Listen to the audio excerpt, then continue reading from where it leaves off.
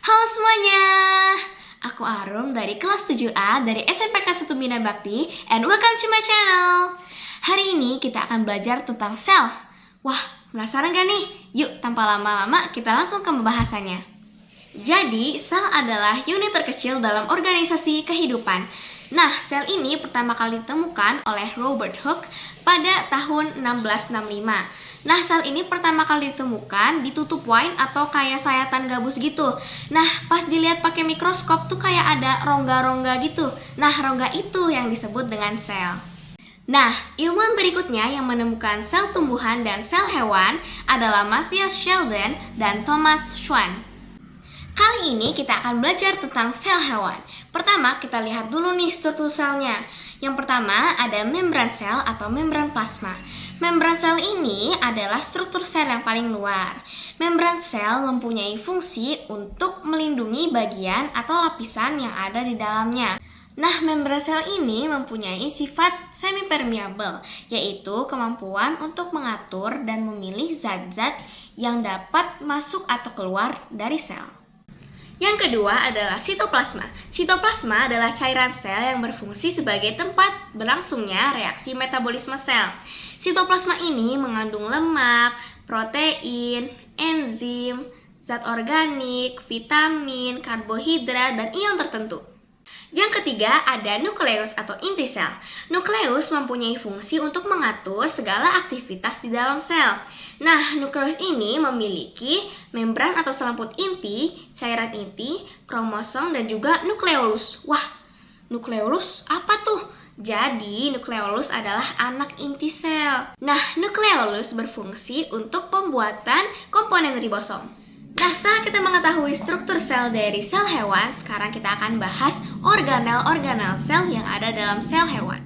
Yang pertama ada mitokondria. Mitokondria berfungsi sebagai tempat penghasil energi dan juga tempat respirasi atau pernafasan sel. Mitokondria ini bermembran ganda, artinya mitokondria memiliki dua lapisan membran, yaitu outer membran dan inner membran. Lipatan lekuk-lekuk pada mitokondria disebut dengan krista. Krista ini berfungsi untuk membantu terjadinya peregangan atau perluasan lapisan membran. Di membran dalam terdapat cairan yang disebut dengan matriks, yaitu tempat sebuah metabolisme mitokondria.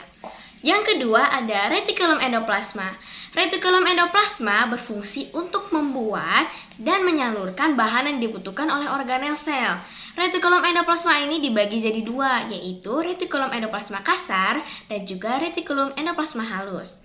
Nah, di retikulum endoplasma kasar tuh ada ribosom yang menempel. Emang ribosom ini apa sih? Jadi, ribosom itu adalah organel sel yang berfungsi untuk menghasilkan energi dengan sintetis protein. Ribosom ini menempel pada retikulum endoplasma kasar dan juga menyebar di seluruh sitoplasma.